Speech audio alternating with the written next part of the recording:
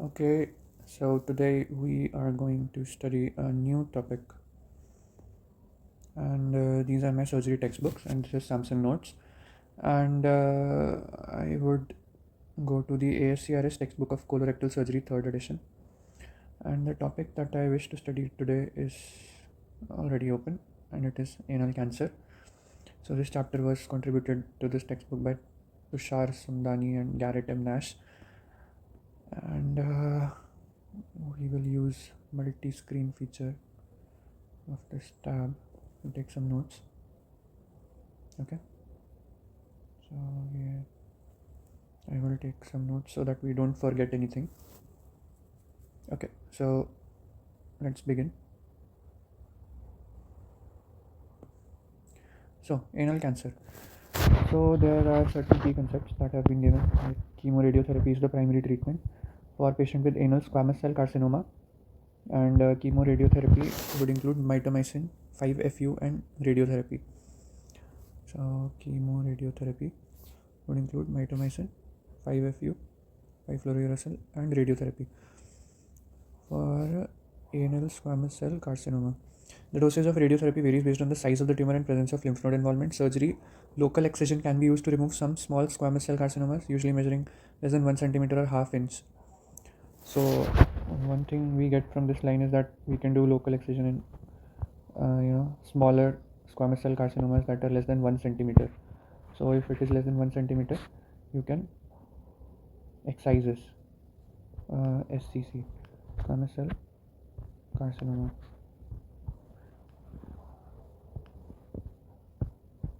So we are studying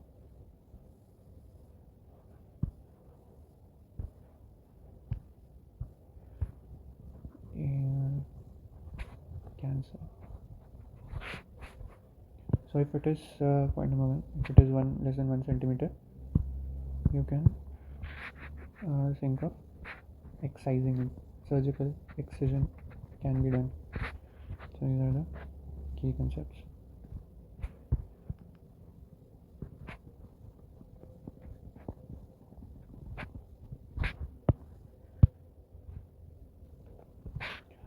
And following primary treatment with chemoradiotherapy, patients are evaluated with repeat physical examination of the anal area approximately 8 to 12 weeks after completion of treatment, and then at 6 to 8 week intervals until resolution of any suspicious findings.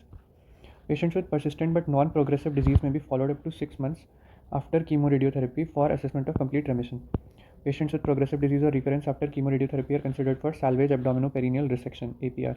So APR is one surgery here, and if there is progressive disease or recurrence after chemoradiotherapy, then we can do salvage abdominoperineal resection. And if dosage of radiotherapy and chemotherapy may be modified based on CD4 count and blood count in immunocompromised patients. Anal melanoma is something we need to discuss about. It's very aggressive and is generally treated with local excision. So anal melanoma is very aggressive. Is treated with local excision. Anal adenocarcinoma is treated with APR and usually with neoadjuvant chemoradiotherapy as in treatment for distal rectal adenocarcinoma. So anal adenocarcinoma is treated with APR with neoadjuvant chemoradiotherapy. So second key concept would be that progressive disease or recurrence, if disease is progressive / if there is recurrence, then we can go for abdominoperineal resection. Third point would be anal melanoma. Anal melanoma. For anal melanoma, what we do is local excision. Local excision.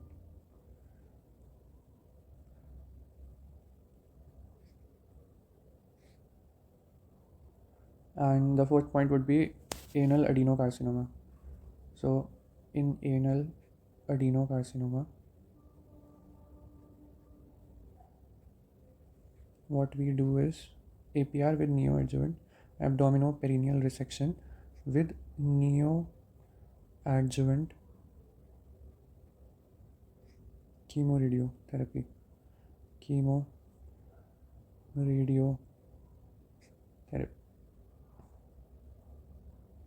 So from key concepts we get a few points, like if there is less than 1 centimeter anal squamous cell carcinoma, we can do excision, and if there is a progressive disease or recurrence, then we have to do what we have to do is abdominoperineal resection, salvage APR.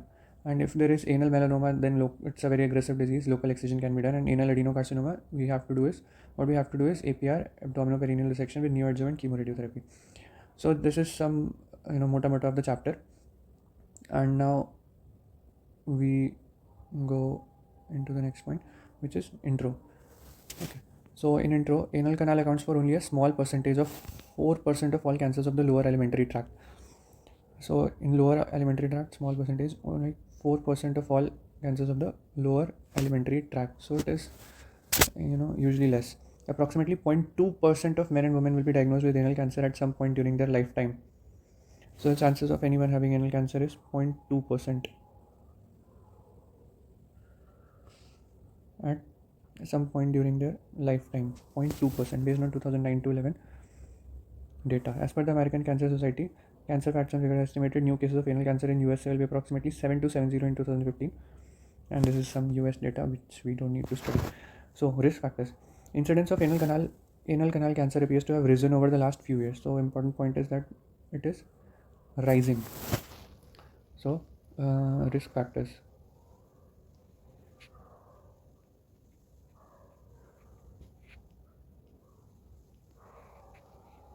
So incidence is rising.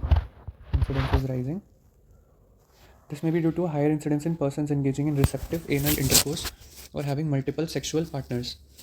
So these practices increases the likelihood of infection with HPV, which is strongly associated with pre-malignant and squamous intraepithelial lesions. So what we get here is human papilloma virus, strongly associated with pre-malignant anal squamous intraepithelial lesions and the development of anal squamous cell cancer. So risk factors here given are sexually transmitted disease, anal receptive intercourse, more than 10 sexual partners, presence of precancerous and anal lesions, cancerous anal lesions such as condylomas or high-grade anal intraepithelial neoplasia, and cervical, vulvar or vaginal cancers. Immunosuppression, secondary to solid organ transplant or chronic glucocorticoid therapy. HIV seropositivity, low CD4 count, and smoking. So these are the main risk factors. So we would revise all the risk factors here. My favorite pens. So risk factors, the most important one is human papilloma virus. So it is strongly associated with pre-malignant anal squamous intraepithelial lesions, the development of anal squamous cell carcinoma. What does this cause? Human papilloma virus is leading to the development of anal squamous cell carcinoma. So next is sexually transmitted diseases risk factor. Number 3 risk factor is anal receptive intercourse. Anal receptive intercourse.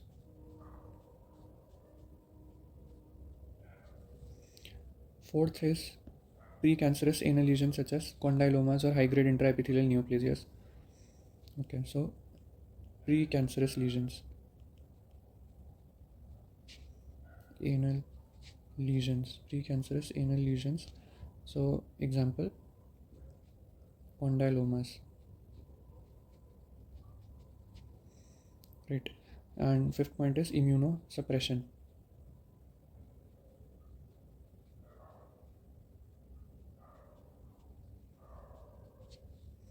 Sixth is HIV seropositivity and low CD4 count.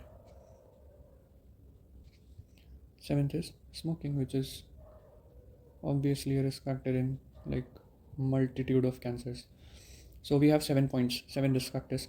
First one is human papillomavirus, which is also a precancerous lesion, and it is associated with the development of anal squamous cell carcinomas. Next point is sexually transmitted diseases, anal receptive intercourse, precancerous anal lesions such as condylomas or high-grade anal intraepithelial neoplasia. Then we have immunosuppression, HIV positivity, low CD4 count, and smoking. So next we are talking about anatomy of the anal canal. So complete knowledge of anatomical landmarks and histological features is crucial in order to understand different anal neoplasms and their management. So we will talk about the anatomy of anal canal. Okay, so coming to anatomy, surgical anal canal extends from the surgical anal canal extends from the puborectal sling to the intersphincteric groove, the white line of Hilton. So, surgical anal canal, it extends from the puborectal sling to the intersphincteric groove, that is the white line of Hilton.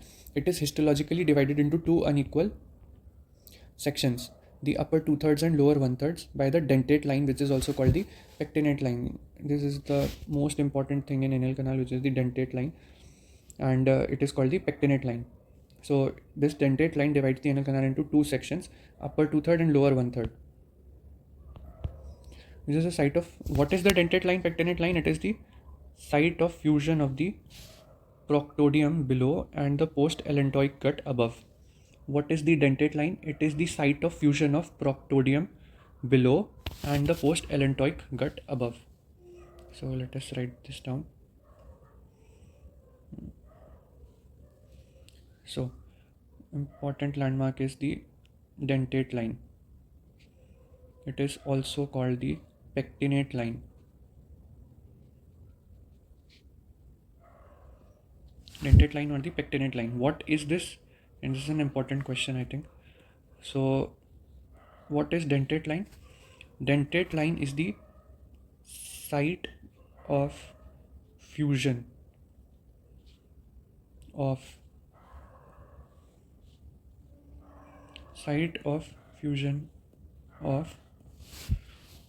proctodium below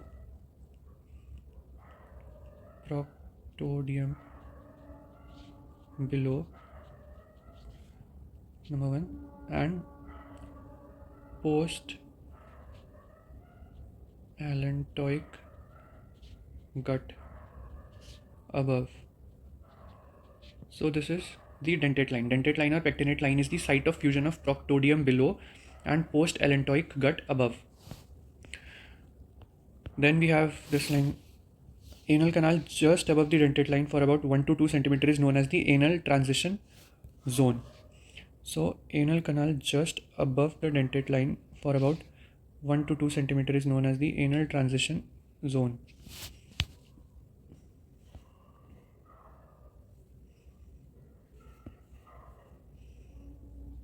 So 1 to 2 centimeter above dentate line known as the anal transition zone. So it's not like 1 to 2 centimeter above, it is just above the dentate line for about 1 to 2 centimeter. So let us reframe it like just above, like about 1 to 2 centimeter above dentate line. Let us add about here, about. So about 1 to 2 centimeter above the dentate line there is anal transition zone. Beyond this transition zone, the surgical anal canal is lined with columnar epithelium. Its lower ends are joined together by folds of mucous membranes known as anal valves. The upper two-thirds of the anal canal are supplied by the superior rectal artery, which is a branch of the inferior mesenteric artery. So the upper two-thirds of the anal canal are supplied by the superior rectal artery, which is the branch of inferior mesenteric artery, and the lower one-third of the anal canal is lined by stratified squamous epithelium that blends with the skin. The lower one-third is supplied by the inferior rectal artery, which is a branch of the internal pudendal artery. So see how it is highlighted with blue in the book. So it is of utmost importance. So above this anal transition zone there is columnar epithelium.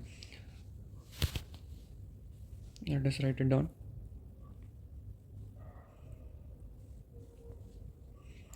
So let us actually try to make a diagram.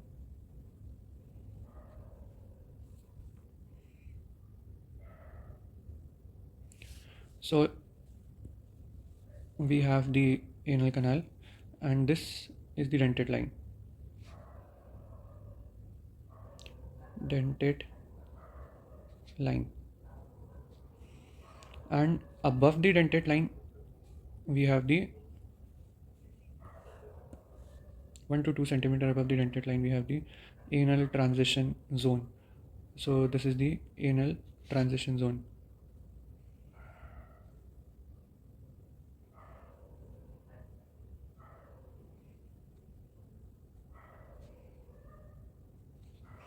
So this is the anal transition zone, and below this anal transition zone we have stratified squamous epithelium. Stratified squamous epithelium, and above this anal transition zone we have columnar epithelium.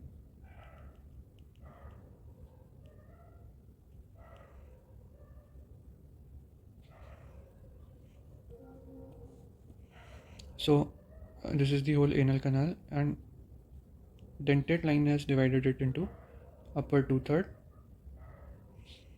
and lower 1/3.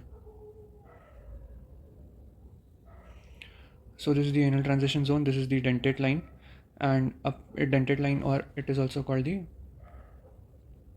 pectinate line, right?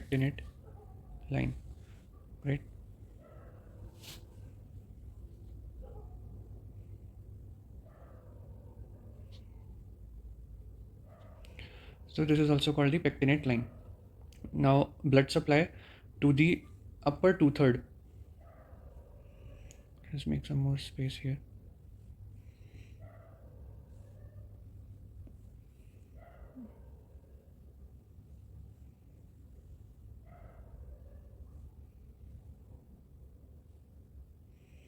So the blood supply to the upper 2/3 is via the superior rectal artery. Superior rectal artery. So superior rectal artery is a branch of inferior mesenteric artery.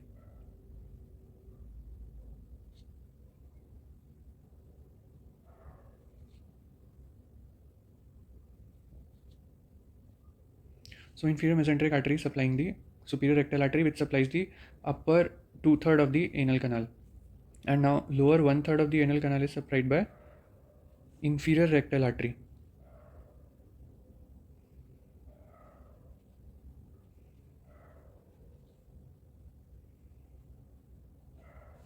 Which is a branch of internal pudendal artery. Internal pudendal artery. So inferior rectal artery is a branch of internal pudendal artery. So this is a diagram of anal canal. So next line is that the anal margins extends laterally from the intersphincteric groove to a radius of approximately 5 centimeter and is characterized by keratinized stratified squamous epithelium. The intersphincteric groove indicates the junction between keratinized stratified squamous epithelium and the non-keratinized stratified squamous epithelium. Okay, so this is important, that the intersphincteric groove indicates the junction between keratinized stratified squamous epithelium and the non-keratinized stratified squamous epithelium. So beyond the intersphincteric groove, the stratified squamous epithelium is keratinized, and within it is non-keratinized. So anal squamous cell carcinoma commonly arises from either squamous epithelium of the lower part of the anal canal. Rarely does it arise from the anal transition zone. So anal squamous cell carcinoma commonly arises from either the squamous epithelium of the lower part of the anal canal, or rarely does it arise from the anal transition zone. In a squamous cell carcinoma, histological variants, such as transitional, basiloid, and cloacogenic variants arise from the ATZ. Histological variants of SCC, such as transitional, basiloid, and cloacogenic variants, they arise from ATZ, anal transition zone. So adenocarcinoma of the anal canal originates from the colorectal zone. Colorectal zone in the upper portion of the anal canal or from the glandular cells of the ATZ mucosa. Upper portion of the anal canal, adenocarcinoma, or from the glandular cells of the anal transition zone mucosa, whereas anal margin squamous cell carcinoma arises lateral to intersphincteric groove. Of note, histological features of anal melanoma are similar to cutaneous melanoma, arising from basal cell layer of stratified squamous epithelium.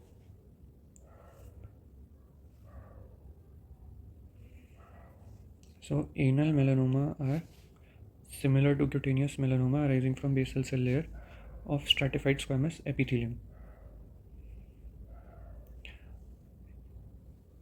Some authors have simplified classification of anal region dividing into three easily identifiable regions based on visual examination. Intraanal lesions are lesions that cannot be visualized on perianal examination until gentle traction is applied on the buttocks. So what are intraanal lesions? Intraanal lesions can only be visualized when gentle traction is applied on the buttocks. Cannot be visualized on perianal examination until perianal lesions. So intraanal lesions are different and perianal lesions are different. So perianal lesions are completely visible without traction on the buttocks, extending within 5 cm of the anal margin. Within 5 cm of the anal margin. Okay, so this is important. So like we have 2 points here. First is that the intraanal lesions and perianal lesions differentiation. So perianal lesion is that is visualized even without separating the buttocks, and it should be within 5 cm of the anal margin.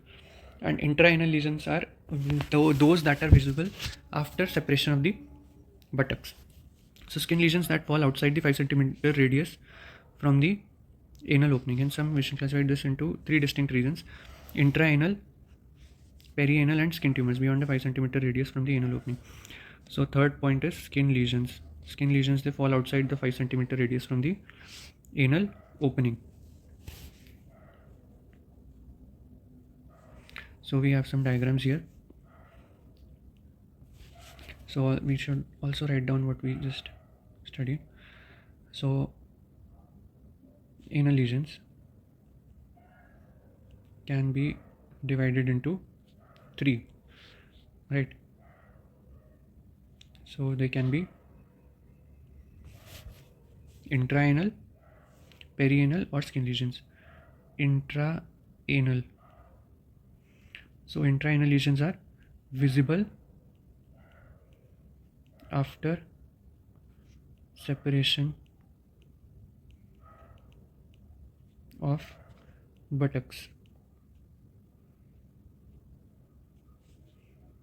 right? And this is the intraanal lesion. Then we have perianal lesion, clearly visible without separation of buttocks. Visible without the separation of buttocks, and they are within a margin of less than 5 cm from anal verge. And then we have skin lesions. So skin lesions are visible, that those lesions that are more than 5 cm from verge. So we have intraanal, perianal, and skin lesions. So let us see the classification of malignant tumors of anal canal. We have carcinoma, in which we have squamous cell carcinoma, adenocarcinoma. Adenocarcinoma, we have rectal type of anal glands with an anorectal fistula. We have mucinous adenocarcinoma, small cell carcinoma, undifferentiated carcinoma, and others. So this is the WHO histological classifications of malignant tumors: carcinoid tumors, malignant melanoma, non-epithelial tumors, secondary tumors. Then here we have been given TNM staging. We'll look into it. And then this is the diagram of anal canal. So this is a squamocolumnar junction. This is the rectum. These are the anal columns of Morgagni. This is the pectinate line or dentate line. This is the internal sphincter muscle. Anal crypts are visible, anal gland is visible, and this is the external sphincter muscle. Anoderm, anal verge, sweat glands and hairs. So this is the anatomical anal canal, and this is the surgical anal canal. And I remember there is a good diagram in Bailey and Love of this. So let us look into that also. Let us just open Bailey and then we'll look at Atlas so that our anatomy is clear. So Bailey takes some time to open.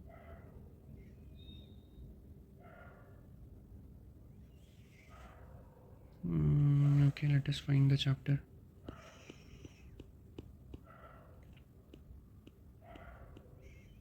Anal canal, anus and anal canal 1339.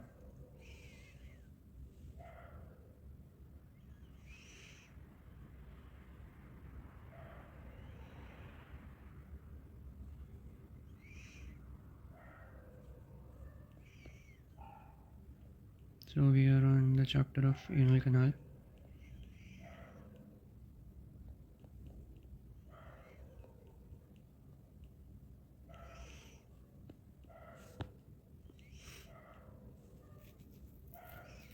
So here the anatomy is given. So surgical anatomy, anal canal commences at the level where the rectum passes through the pelvic diaphragm and ends at the anal verge. The muscular junction between the rectum and anal canal can be felt. Anorectal bundle, we call it anorectal bundle or the anorectal ring. Anorectal bundle or the anorectal ring. It is a muscular junction between the rectum and anal canal. So anorectal ring is formed by the joining of the puborectalis muscle, the deep external sphincter, conjoined longitudinal muscle, and the highest part of the internal sphincter. It is clearly felt digitally, especially on its posterior and lateral aspects. Puborectalis muscle is a part of the funnel-shaped muscular pelvic diaphragm that maintains the angle between the anal canal and the rectum, and it is an important component in the continence mechanism. Nerve supply to the puborectalis is from the sacral somatic nerves. Let us take notes also.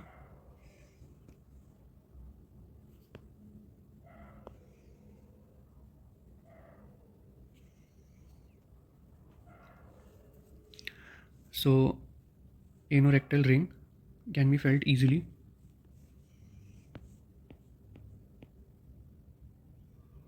Joining of the puborectalis muscle, deep external sphincter, conjoined longitudinal muscle, and highest part of the internal sphincter. So we are talking about the anorectal ring, right?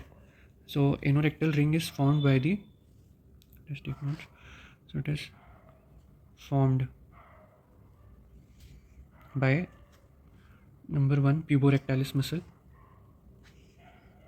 puborectalis muscle. Number 2, it is formed by the deep external sphincter,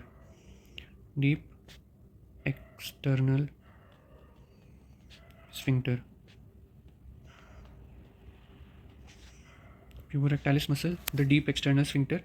Then we have conjoined longitudinal muscle,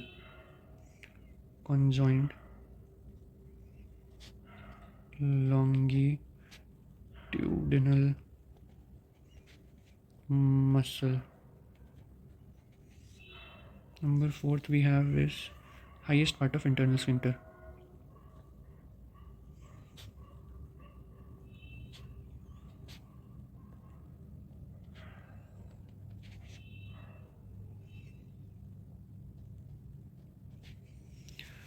So it is formed from 4 things: puborectalis muscle, anorectal ring, puborectalis muscle, deep external sphincter, conjoined longitudinal muscle, and highest part of internal sphincter. And it can be felt digitally, especially on its posterior and lateral aspects, because that is how the puborectalis muscle forms a sling. So next we should discuss about the puborectalis muscle. Puborectalis muscle. So it is a part of the funnel-shaped muscular pelvic diaphragm angle between the anal canal and rectum. So it forms the angle between anal canal and rectum. So it is an important component in the continence mechanism. Important component in the continence mechanism. It maintains the continence. It is supplied by sacral somatic nerves.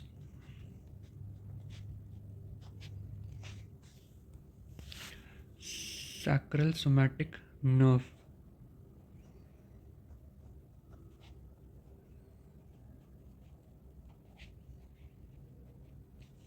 And it is functionally indistinct from the external anal sphincter. So we can consider it to be the same as external anal sphincter. Puborectalis muscle is functionally same as external anal sphincter. Position and length of the anal canal as well as the angle of the anorectal junction depend to a major extent on the integrity and strength of the puborectalis muscle sling. It gives off fibers that contribute to the longitudinal muscle layer. So external sphincter, it is the bulk of the anal sphincter. Bulk means it is more than internal sphincter. It is subdivided into deep, superficial and subcutaneous portion, as you can see. So this is the external sphincter here. This is the subcutaneous portion of the external anal sphincter, and superficial and deep portions. There are superficial and deep portions. It is divided by lateral extensions from the longitudinal muscle layer. So we have the longitudinal muscle layer. This is the longitudinal muscle. Here it is coming, and these are the lateral extensions which have divided it. Some of its fibers are attached posteriorly to the coccyx, whereas anteriorly they fuse with the perineal muscles. So it is a somatic voluntary muscle, and it is red in color and innervated by the pudendal nerve.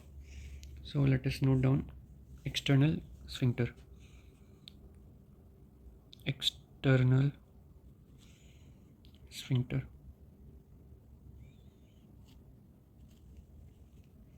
So divisions.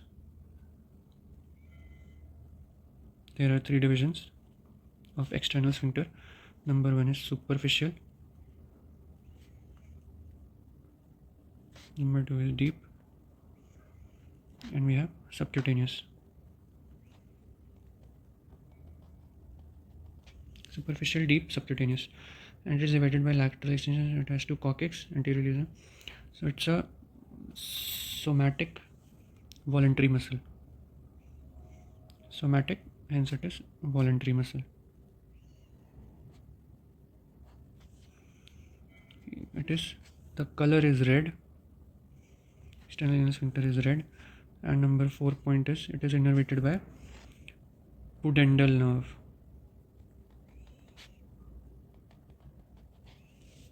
So it is innervated by pudendal nerve. Then intersphincteric plane, external sphincter muscle laterally and longitudinal muscle medially. There exists a potential space. It's called the intersphincteric plane. So we can see here external anal sphincter laterally and the internal anal sphincter medially. Sorry, longitudinal muscle medially. So this is the longitudinal muscle of the rectum medially. Intersphincteric plane, external sphincter muscle laterally, longitudinal muscle medially. We're talking about the intersphincteric plane. We have external sphincter laterally and longitudinal muscle medially.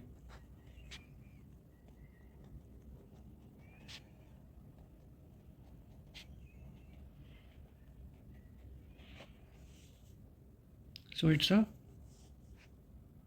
potential space.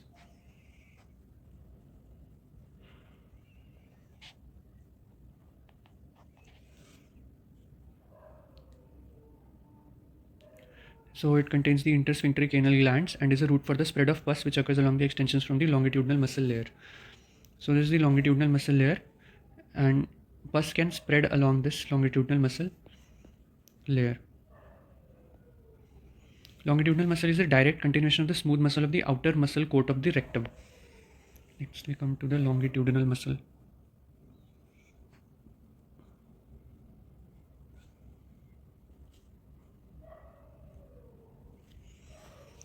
Direct continuation of the direct continuation of what? Direct continuation of the smooth muscle of outer muscle coat of rectum. Smooth muscle of outer muscle coat of rectum. Outer muscle coat of rectum. Augmented in its upper part by striated muscle fibers originating from the medial components of the pelvic floor. Most of the muscle continuous caudally before splitting into multiple terminal septa that surround the muscle bundles of the subcutaneous portion of external sphincter to insert into the skin of the lowermost part of the anal canal and adjacent perianal skin. So this longitudinal muscle, it is giving out septa which attaches to the perianal skin and divides the subcutaneous external anal sphincter. So Milligan and Morgan named the most medial of these septa passing around the inferior border of the internal sphincter the anal intermuscular septum. So we have anal intermuscular septum. Anal intermuscular septum. These are the most medial of the septa. What are these? These are the most medial of these septa are the anal intermuscular septum. They pass around the inferior border of the internal sphincter. Fibers that pass medially across the internal sphincter to reach the submucosal space and laterally across the external sphincter and ischiorectal space to reach the fascia of the pelvic side walls. Providing a supportive mesh for the anal canal and other muscular components, its function is ramifications provide potential pathways for the spread of infection. So infection spreads along this. Infection spreads along this longitudinal muscle and its septas.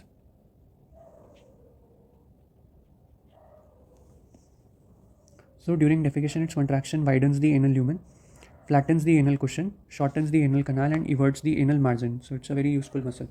What does it does? During defecation, it contracts and widens the anal lumen, flattens the cushions, shortens the anal canal and everts the anal margin. Subsequent relaxation allows the anal cushions to distend and thus contribute to an airtight seal. Then we come to internal sphincter.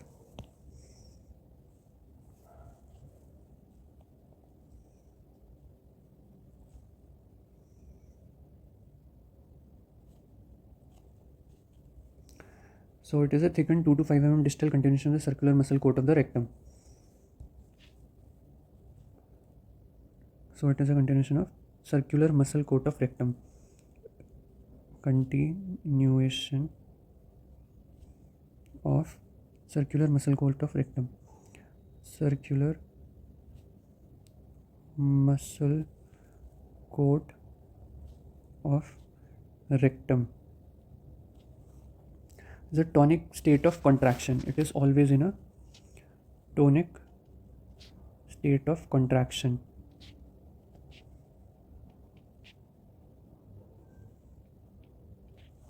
And it is an involuntary muscle.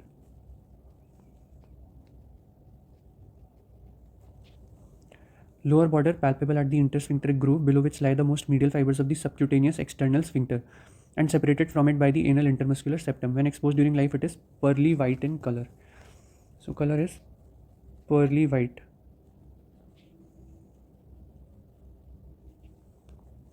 Circumferentially placed fibers innervated by autonomous nervous system. This innervation is autonomous nervous system innervation. Intrinsic non-adrenergic and non-cholinergic fibers, simulation of which causes release of neurotransmitter nitric oxide, which induces internal sphincter relaxation. So we have non-adrenergic, non-cholinergic fibers.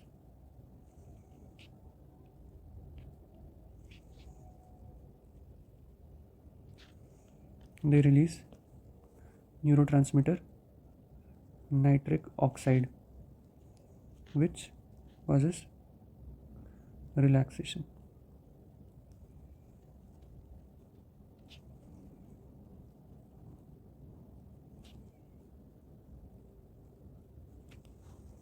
Epithelium and subepithelial structures. Pink columnar epithelium lining the rectum extends through the anorectal ring into the surgical anal canal. Passing downwards, the mucous membrane becomes cuboidal and redder in color, whereas above the anal valves it is plum colored. So this is the anal mucosa, which is red, and there is anal mucosa which is plum colored. Anal canal skin white. True anal skin is pigmented. So this is the dentate line. So just below the level of anal valves, where there is an abrupt albeit wavy transition to stratified squamous epithelium, which is the parchment colored, this wavy junction constitutes the dentate line. So wavy junction, dentate line, most important landmark both morphologically and surgically. Site of fusion of the proctodium and post-allantoid gut, which we have already seen, being the site of crypts of Morgagni. So it's a site of crypts of Morgagni. Latter are small pockets between the inferior extremities of the columns of Morgagni through which anal conduct that communicates with the deeper placed anal glands open into the anal lumen. So site of crypts of Morgagni, squamous epithelium lining the lower anal canal. So let us add this into our diagram. So dentate line, pectinate line, it contains the crypts of Morgagni. Contains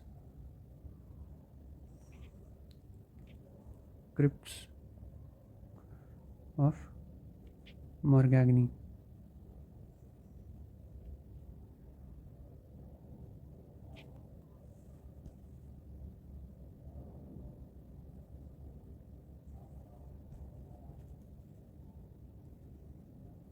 Crypts of Morgagni. So dentate line, it contains the crypts of Morgagni, and above this dentate line is the columns of Morgagni. We'll also draw the columns of Morgagni.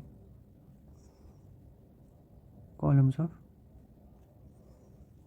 Morgagni.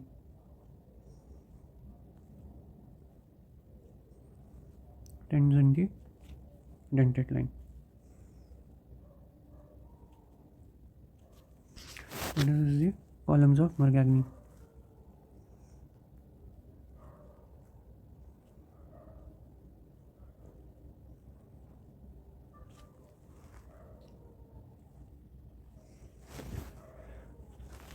Okay, so squamous epithelium lining the lower anal canal is thin and shiny and is known as the anoderm.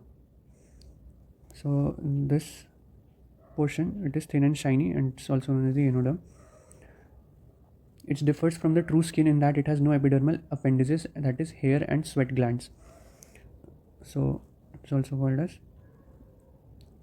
anoderm. And how is it different from the true skin? That it does not contain hair and sweat glands. Anoderm does not contain no hair and sweat glands.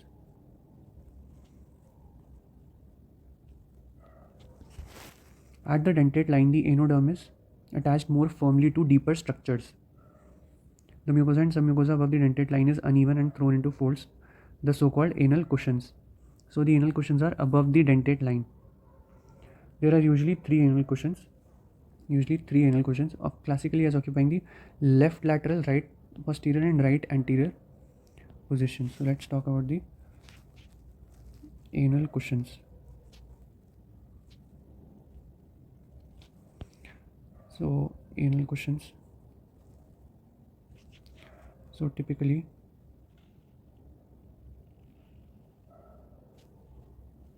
no, it's not a perfect circle though. We must have a circle.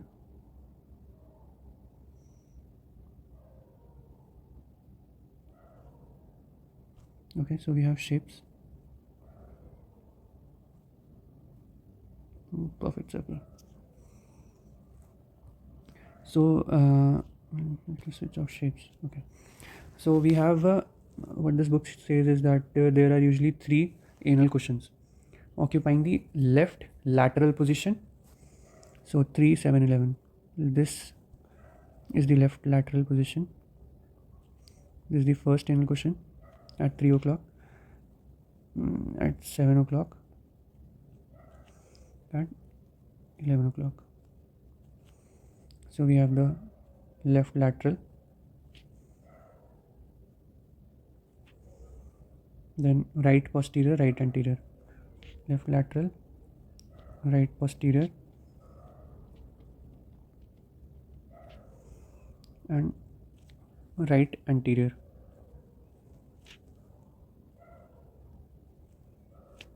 Left lateral, right posterior, right anterior. Continue proximally as the primary rectal foldings. Secondary foldings, the rectal columns of Morgagni lie both over and between the primary folds. So these are the primary folds. These are what? These are the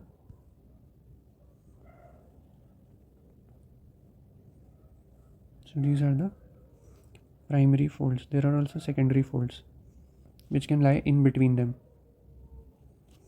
and secondary folds in between or over them. Secondary folds are in between or over them, over the primary. So area is the caudal limit of the so-called epithelial transitional zone below which the stratified squamous is recently innervated by the sensory nerve endings. So below the dentate line we have the squamous epithelium, and it is innervated by sensory nerve endings. So there are in stratified squamous epithelium we have sensory nerve endings. That is why we avoid sutures below the dentate line.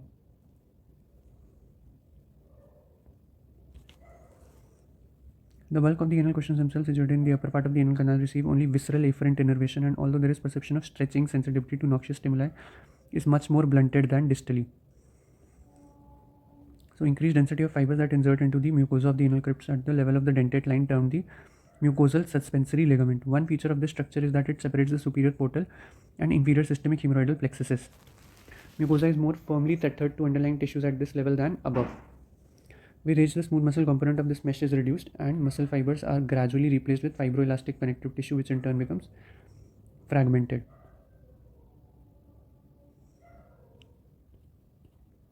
We can also look into the blood supply.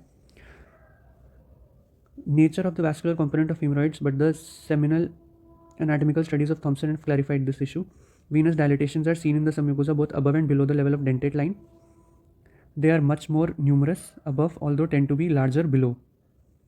So venous dilatations in submucosa are both above and below the level of dentate line and tend to be larger below.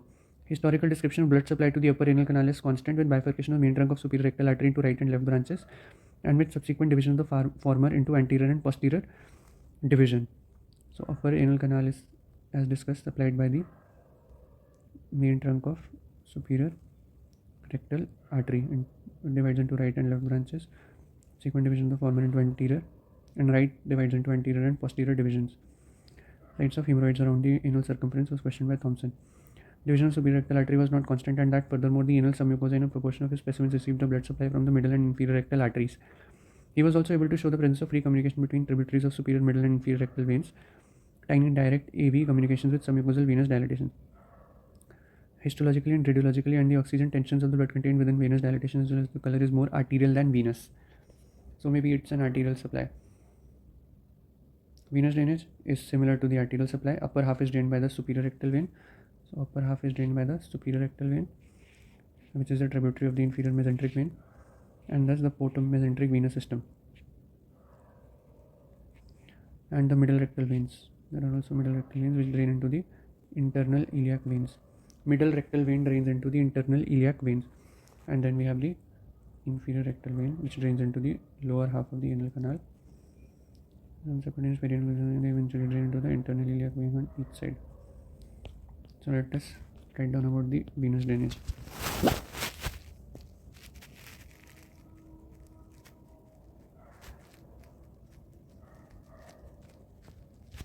So venous drainage is through superior rectal vein, upper half, in the middle rectal vein. Upper half is the superior rectal vein,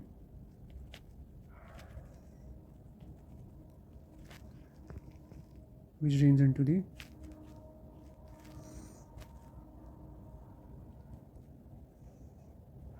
superior rectal vein, which drains into the inferior mesenteric vein,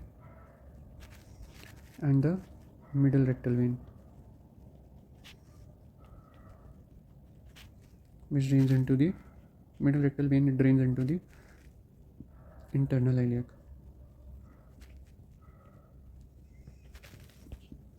And lower half venous drainage is through the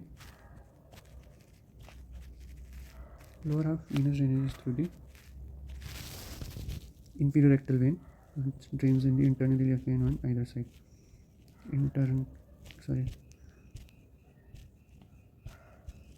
Inferior rectal vein, which drains into the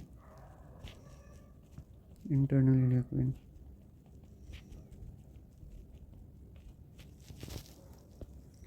Upper half of the anal canal, lymphatic drainage, and the upper half of the anal canal flows upwards to drain into the post-rectal lymph nodes, and from there goes to the para-aortic nodes via the inferior mesenteric chain. Lymph node from the lower half of the anal canal drains first into the superficial and then into the deep inguinal group of lymph glands. Lymph can be divided into the alternative route. So, lymphatic drainage, lymphatic drainage, upper half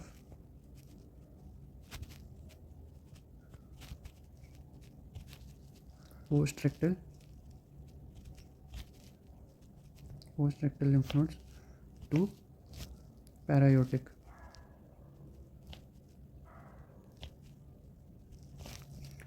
and lower half drains into superficial, then into deep inguinal.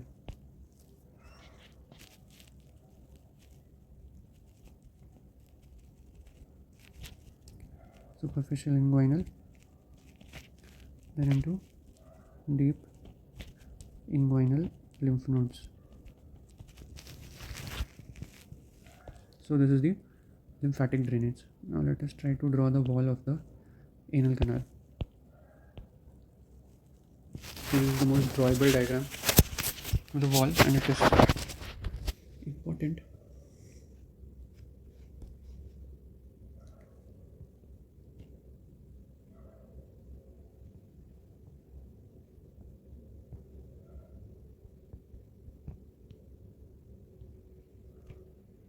So thus I've tried making the rough boundaries.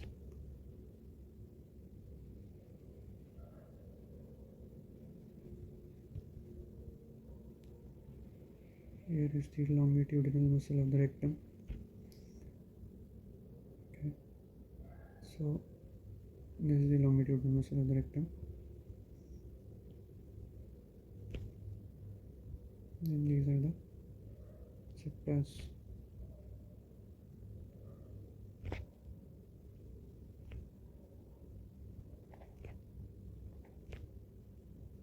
These are septas.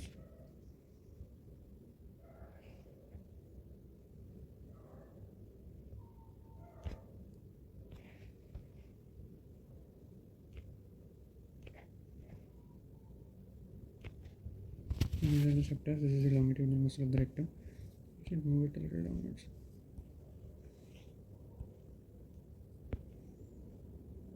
It's a good position. So we have the puborectalis muscle just behind.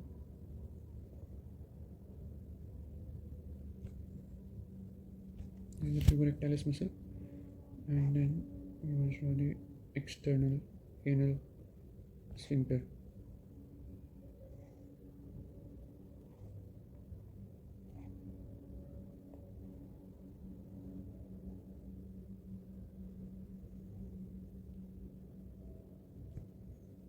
the external anal sphincter. You have multiple septa coming out of the longitudinal muscle, going into the perianal skin.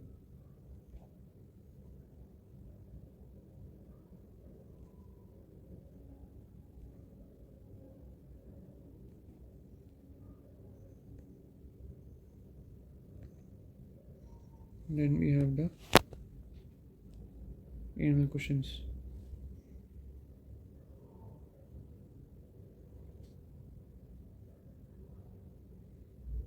This is the anal cushion.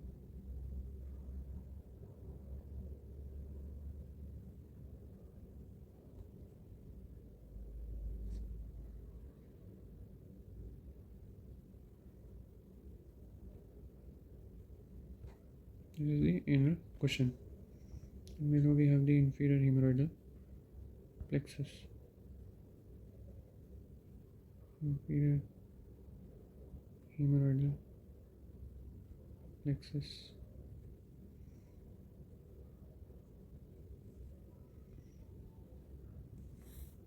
And we have the mucosal suspensory ligaments.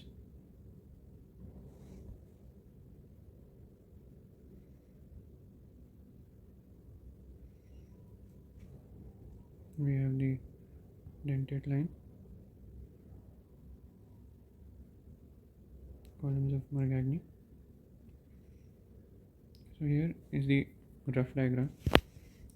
So not as good in the book, but will do.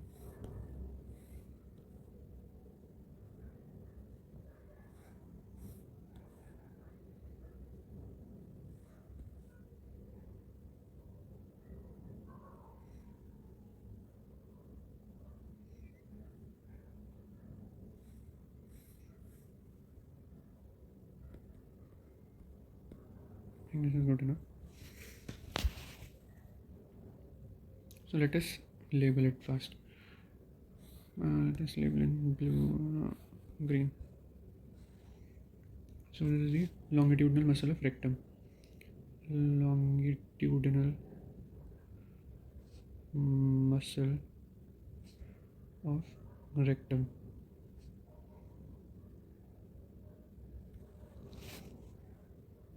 This is the circular muscle of rectum.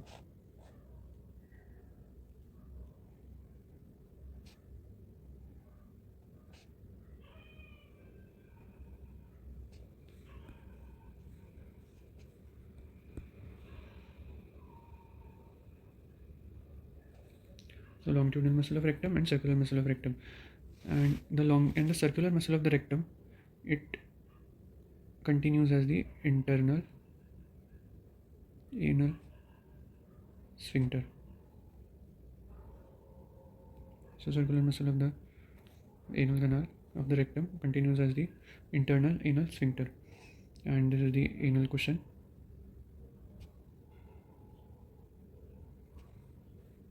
And this is the dentate line,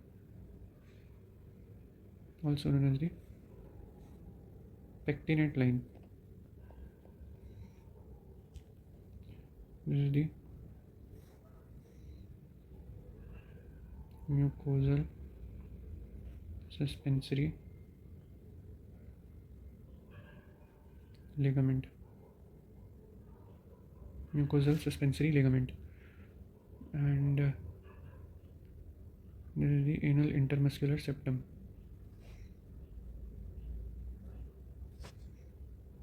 Anal intermuscular septum. And this is the inferior hemorrhoidal plexus, which we can see often. Inferior hemorrhoidal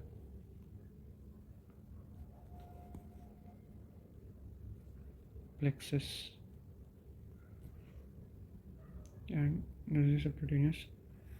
Okay, this is the subcutaneous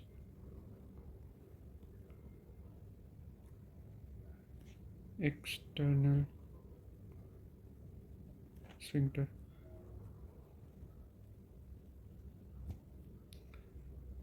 The external sphincter muscle.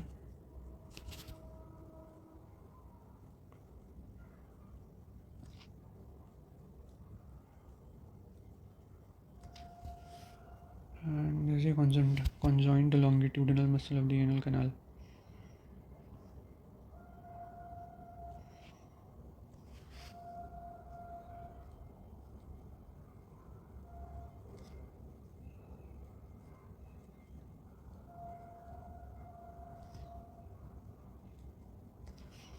And this is the pubo rectalis.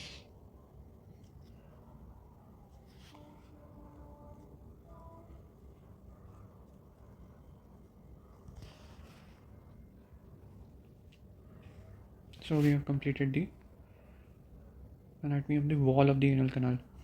It's important to draw it. So first draw the basic structure, draw puborectalis, draw the external anal sphincter, draw the longitudinal muscle of rectum, circular muscle of rectum, come down and make the conjoined longitudinal muscle and the various septa passing between. We have the anal cushion, dentate line, mucosal suspensory ligament, inferior humeroidal plexus, external sphincter, subcutaneous external sphincter, and we have the complete anatomy of the anal canal wall. Let us see quickly the atlas, so we are more clear about the anatomy. Open the surgery textbook. Let's open the atlas. We need to find the atlas here. Atlas of Human Anatomy letters.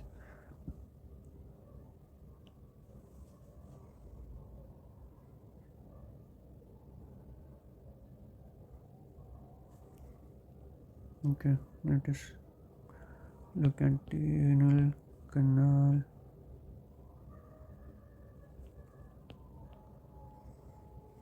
I think it will be in pelvis and perineum. Look at the rectum part, 369, 374.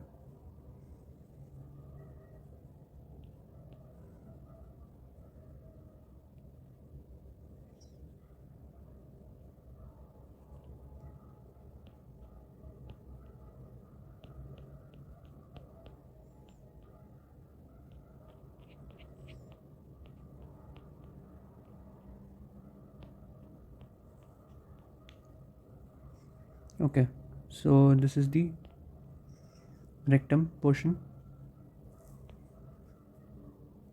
Okay, so this is it.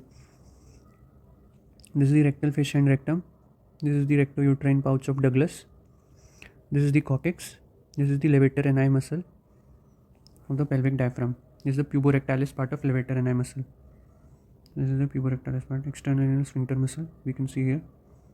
It should be red in color. Deep, superficial, and subcutaneous. Okay, so this is the deep part, this is the superficial part, and this is the subcutaneous part of the external anal sphincter.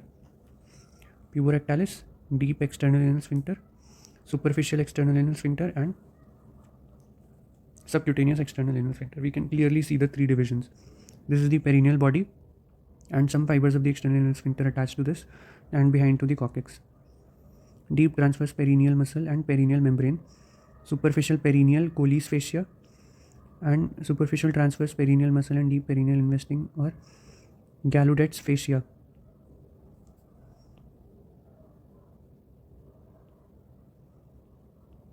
Okay, let us see here. Here we can see the anatomy of the anal canal wall. So this is the submucous space, internal venous plexus, and this is the perianal space, external venous plexus. So internal venous plexus, external venous plexus. Intersphincteric groove or anocutaneous line is here. We can see the columns of Mercagni clearly. And this, what should this be? This should be the internal sphincter, internal anal sphincter muscle, and the conjoint longitudinal muscle, and external anal sphincter, the subcutaneous part. This is the rectal fascia, and this space here is the ischioanal fossa. This is the perianal part, and this is the deep part, ischioanal fossa. This fibrous septum of ischioanal fossa.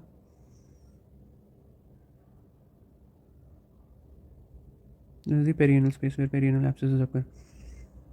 Okay, so Okay, internal anatomy. So surgical anal canal is approximately 4 to 5 centimeter in length. 4 to 5 centimeter in length, surgical anal canal. But the anatomical anal canal is only 2.5 to 3 centimeter in length. 2.5 to 3 centimeter in length.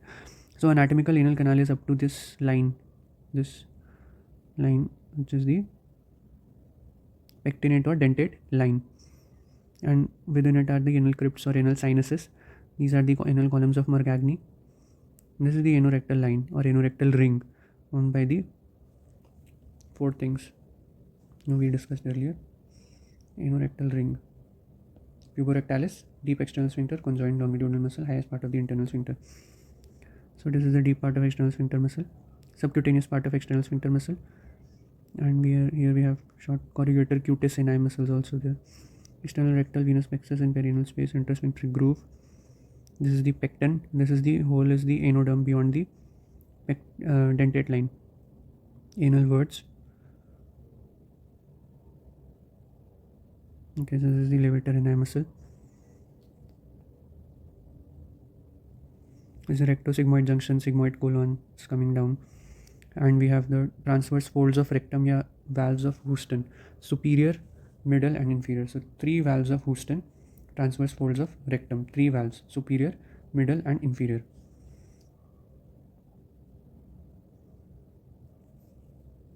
So important is that anatomical anal canal is around 2.5 to 3 centimeter, and surgical anal canal is around 4 to 5 centimeter. So we have completed the anatomy. So here we can see clearly corrugator cutis muscles, perianal skin, fibrous septum, deep superficial subcutaneous part of the external. This is the deep, this is the superficial, this is subcutaneous part of the external anal sphincter. And this is the levator ani muscle, 3 valves of Houston, transverse folds of rectum, superior, middle, inferior. Okay, so this is the same diagram.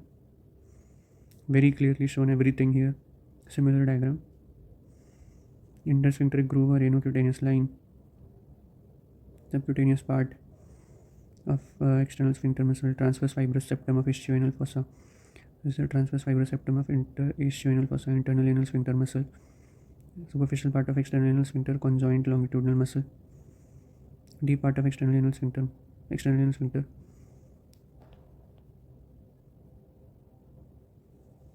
So this is the external anal sphincter muscle, perineal views.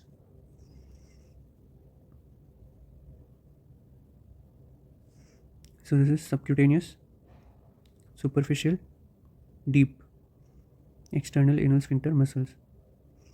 These are the transverse fibrous septum of ischioanal fossa, ischial tuberosity, this puborectalis, pubococcygeus, and ileococcygeus. Together they form the levator ani muscle.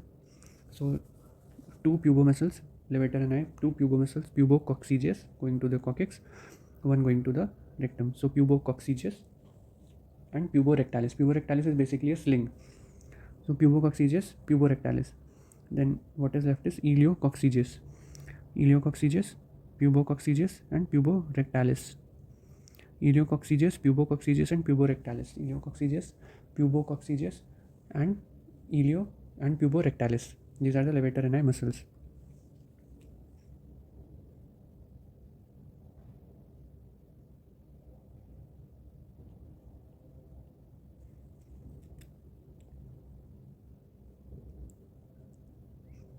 This is a similar diagram in females.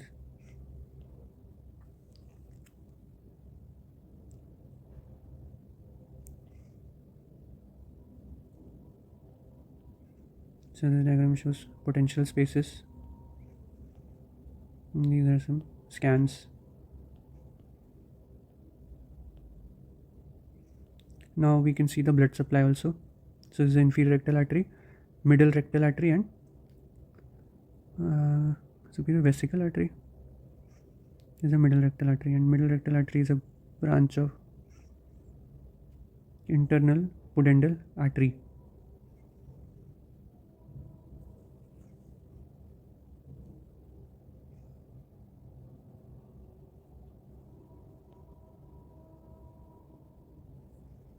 Inferior rectal artery, internal pudendal artery, internus muscle, internal spine. Okay, this is what I was looking for. Superior rectal artery bifurcation. This is a superior rectal artery. It is arising from the inferior mesenteric artery. So inferior mesenteric artery, this is superior rectal artery. It has a bifurcation. It divides into right and left. And this is the median sacral artery, middle rectal artery, and inferior rectal artery. Inferior rectal artery is a branch of internal pudendal artery. Middle rectal artery is also a branch of internal pudendal artery. So superior rectal artery, middle rectal artery, and inferior rectal artery. Similarly with the veins. So internal pudendal, inferior rectal vein. This is the superior rectal vein, bifurcates. Inferior mesenteric vein to portal vein via splenic vein. Okay, so our anatomy is complete. Let us go back to our primary textbook, that is the ASCRS textbook of colorectal surgery, to continue the topic of anal cancers.